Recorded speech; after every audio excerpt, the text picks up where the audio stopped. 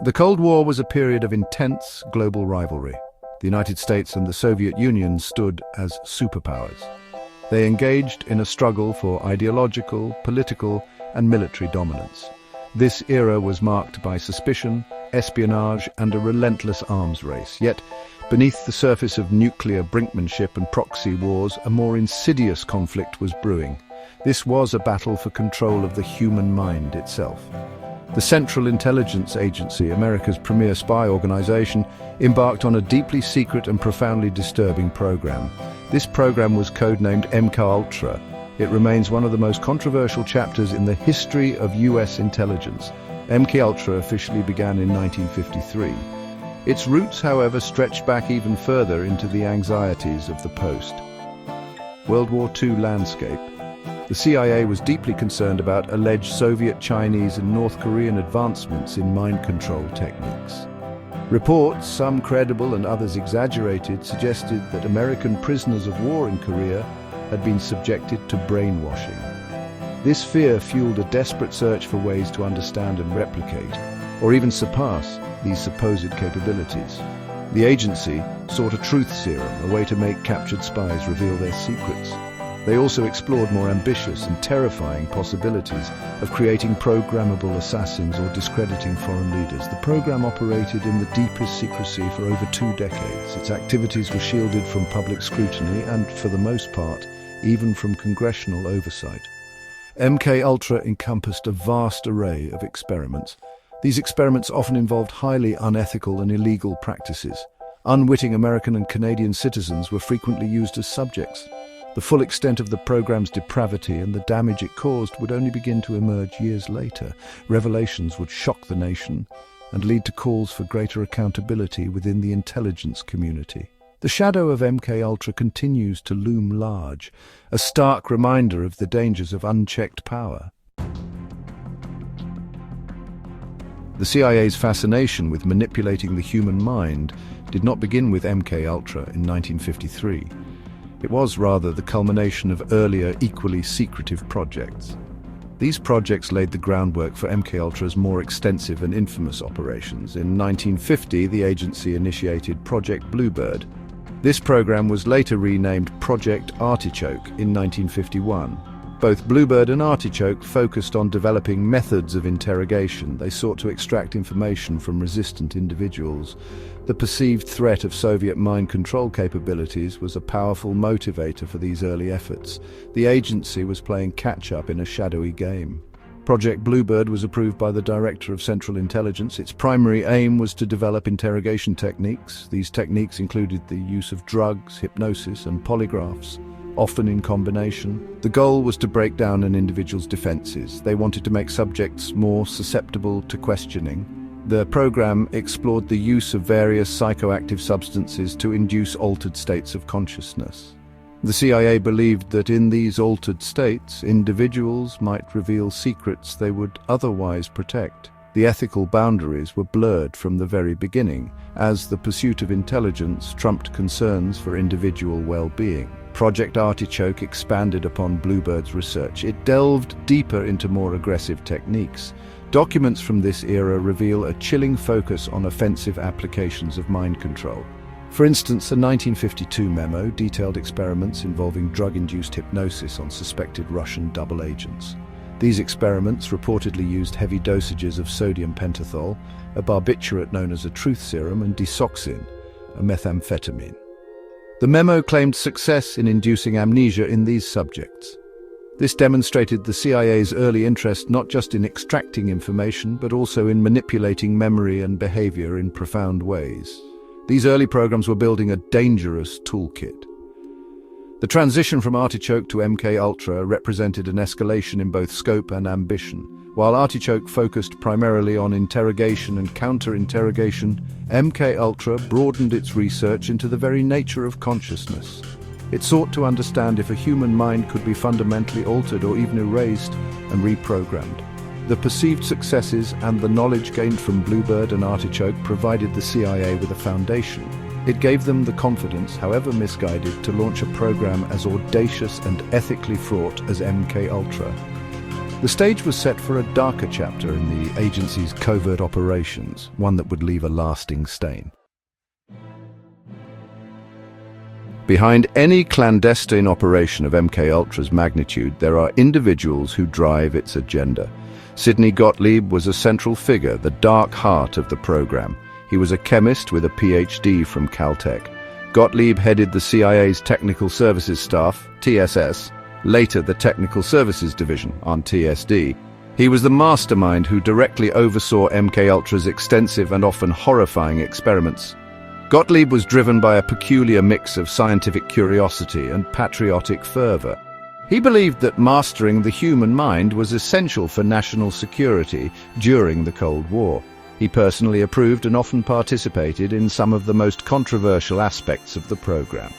Richard Helms, who would later become Director of Central Intelligence, played a crucial, if destructive, role in the MKUltra saga. As the program faced increasing scrutiny in the early 1970s, Helms made a fateful decision.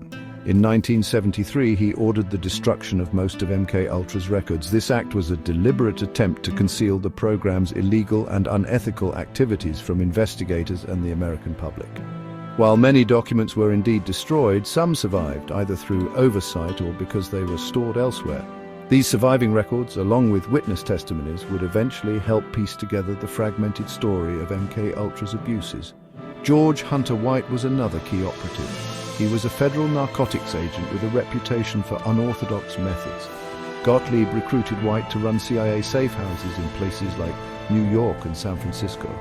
These safe houses, codenamed Operation Midnight Climax, were used for covert drug dosing experiments. Unsuspecting individuals, often marginalized people like sex workers and their clients, were lured to these locations. They were then surreptitiously given LSD and other psychoactive drugs. Their reactions were monitored through one-way mirrors. White's 1952 Daily Planner even noted his recruitment by Gottlieb, providing a tangible link between these figures. The story of Frank Olson is one of MKUltra's most tragic and well-known episodes. Olson was an Army biochemist working on bioweapons research. He also had connections to the CIA's Technical Services staff. In November 1953, at a CIA retreat, Sidney Gottlieb covertly dosed Olson with LSD. Olson, who had a history of depression, reportedly experienced severe anxiety and paranoia following the drugging. 10 days later, he fell to his death from a 10-story hotel window in New York City. His death was officially ruled a suicide. However, his family long suspected foul play, believing he was murdered to prevent him from revealing sensitive information about the CIA's bioweapons and mind control programs. His death remains a dark cloud over MKUltra. MKUltra employed a chillingly diverse array of methods in its quest to control the human mind. The program was not limited to a single approach. Instead, it explored numerous avenues, often with little regard for scientific rigor or ethical considerations. At the forefront of these methods was the use of psychoactive drugs. Lysergic acid diethylamide, or LSD, became a particular focus of interest for the CIA. The agency was fascinated by its potent hallucinogenic properties. They believed LSD could potentially break down personalities, induce confessions, or even be used to incapacitate enemies. The CIA obtained most of its LSD supply from the Sandoz Pharmaceutical Company in Switzerland and later from Eli Lilly Company in the United States. Hypnosis was another technique extensively investigated under MKUltra. Researchers explored whether hypnosis, particularly when combined with drugs, could be used to create programmable assassins or couriers. They wanted to see if individuals could be made to perform complex actions without conscious awareness or later memory of their deeds. Experiments involved attempts to induce amnesia or create false memories. The idea of a Manchurian candidate, a mind-controlled operative, was a powerful and alluring, albeit scientifically dubious, concept that fueled much of this research. The potential for abuse in this area was immense as it sought to strip individuals of their autonomy. Beyond drugs and hypnosis, MKUltra delved into various forms of psychological manipulation. Sensory deprivation was a common experimental technique. Subjects were isolated in dark, soundproof rooms for extended periods. This was done to break down their psychological resistance and make them more susceptible to suggestion. Conversely, sensory overload was also explored. This involved bombarding subjects with constant stimuli. Other methods included electroshock therapy, often administered at much higher levels than medically indicated. Verbal and sexual abuse, as well as various forms of torture, were also reported in some of the more extreme sub-projects connected to MKUltra. The overarching goal of these varied methods was to find ways to manipulate human behavior and mental states. The CIA sought to discover techniques that could be used for covert operations, intelligence gathering, and psychological warfare. This included discrediting individuals, extracting information, implanting suggestions, and even altering personality traits. The program operated under the assumption that the human mind was a mechanism that could be deconstructed and reassembled. This mechanistic view, combined with the pressures of the Cold War, led to a profound disregard for the humanity of the individuals subjected to these experiments, leaving a legacy of suffering and ethical condemnation. Section 5: Laboratories of Despair Experiments and Unwitting Victims. The experiments conducted under MKUltra were not confined to sterile, government-controlled laboratories. Instead, the CIA established a sprawling network of research sites. These sites often operated under deceptive guises. Hospitals, universities, and prisons became unwitting or sometimes complicit venues for these dangerous human experiments. The agency collaborated with numerous researchers, some of whom were unaware of the CIA's involvement. Funding was often channeled through front organizations, such as the Geschichte Fund for Medical Research. This created a layer of deniability and obscured the true source and purpose of the research. Many of the subjects in MKUltra experiments were unwitting participants. They were never informed of the nature of the experiments, nor did they provide consent. This was a gross violation of medical ethics and human rights. Vulnerable populations were often targeted. These included psychiatric patients, prisoners, drug addicts, and sex workers.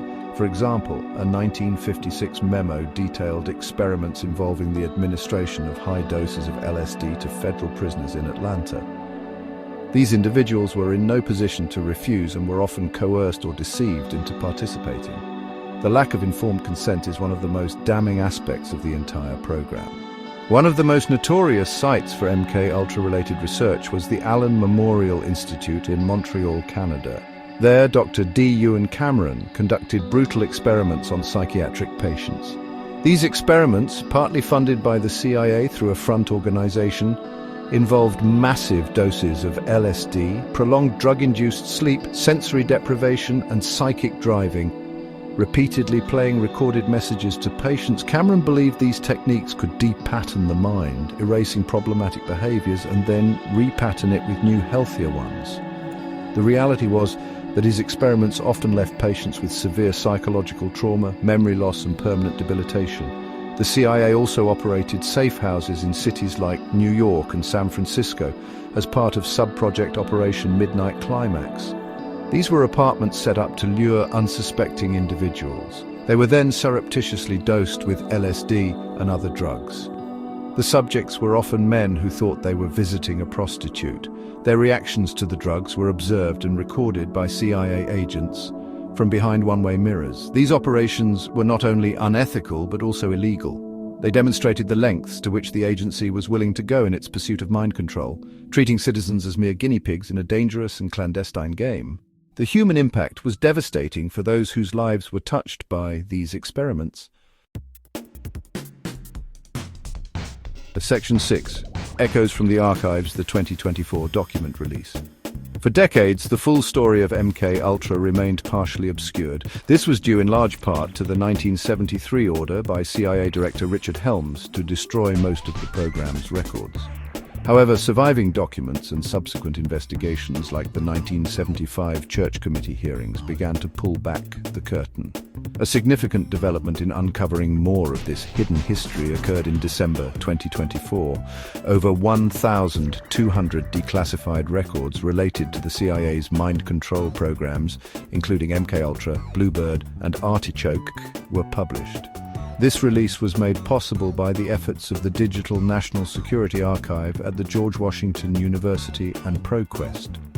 These newly released documents cover experiments and internal discussions from the program's operational years, roughly 1953 to the early 1970s.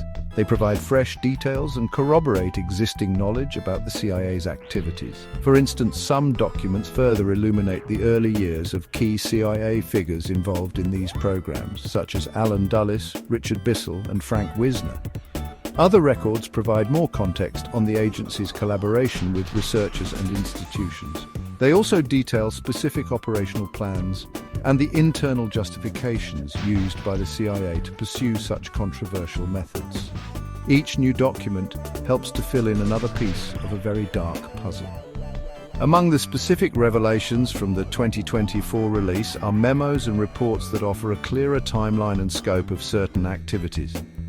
For example, a 1950 document outlines a DCI-approved plan for interrogation teams using polygraphs, drugs, and hypnotism, predating MKUltra's official start. Another memo from 1951 discusses a meeting between CIA officials and foreign intelligence counterparts regarding mind control research. There's further confirmation of George White's 1952 recruitment by Sidney Gottlieb for CIA drug testing. A 1953 memo details the CIA's LSD supply chain from Eli Lilly and the storage of LSD caches in overseas field stations like Manila and Atsugi, Japan. The 2024 document trove also includes a 1953 letter by Vincent Rouet, a CIA security officer, concerning the death of Frank Olson. This adds another layer to one of MKUltra's most disturbing incidents. Furthermore, a 1963 CIA Inspector General's report is highlighted. This report questioned the ethics and legality of covert drug testing on unwitting Americans. This internal questioning eventually led to a re-examination of some aspects of the program, though its most egregious activities had already occurred. The deposition of Sidney Gottlieb from a 1983 civil case, brought by Velma Orlikow, a Canadian victim of Dr. Cameron's experiments, is also part of this valuable collection, offering direct insights from the program's chief architect. Section 7. The human cost scars of a secret war. The pursuit of mind control under MKUltra was not an abstract scientific endeavor. It was a program that inflicted profound and lasting harm on real people. The individuals subjected to these experiments, often without their knowledge or consent, suffered a wide range of devastating consequences. Many experienced severe psychological trauma, including anxiety, depression, paranoia, and psychosis. Some developed debilitating long-term mental health conditions. The use of potent hallucinogens like LSD, often in massive doses and uncontrolled settings, could trigger terrifying experiences from which some subjects never fully recovered.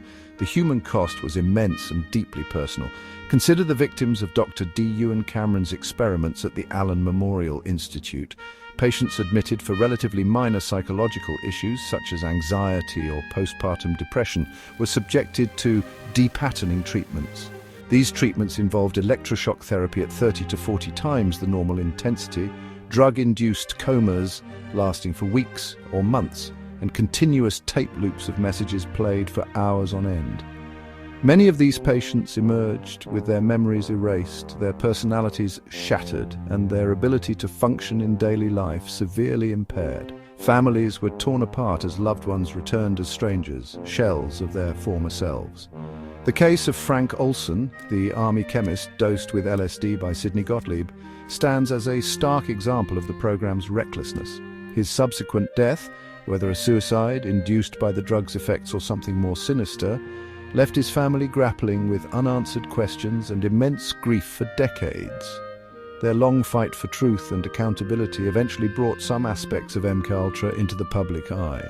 But for every Frank Olson whose story became known, there were likely countless others whose suffering remained hidden, their experiences dismissed or never connected to the secret government experiments they endured.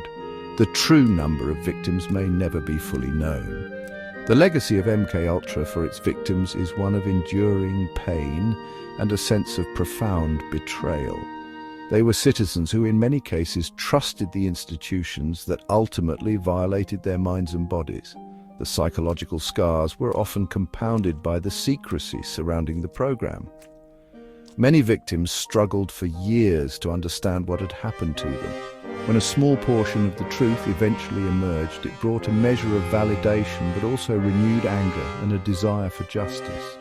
The fight for recognition and compensation for MKUltra survivors and their families has been a long and arduous one, highlighting the deep wounds inflicted by this dark chapter of government experimentation. Section 8. A Legacy of Shadows, Ethical Breaches and Enduring Questions. The MKUltra program stands as a monumental example of ethical failure within a government agency.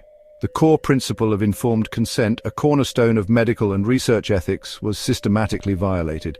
Individuals were treated not as autonomous human beings, but as mere instruments for experimentation. The CIA, driven by Cold War paranoia and a belief that the ends justified the means, cast aside fundamental moral considerations.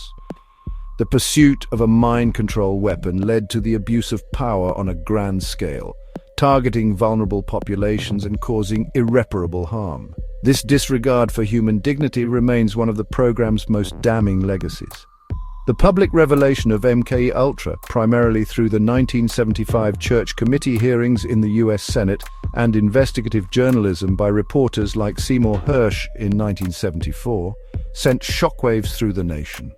The Church Committee, formerly the Senate's Select Committee to study governmental operations with respect to intelligence activities, conducted a thorough investigation into abuses by the CIA, FBI, and other intelligence agencies. Its report on MKUltra detailed the program's unethical experiments and lack of oversight.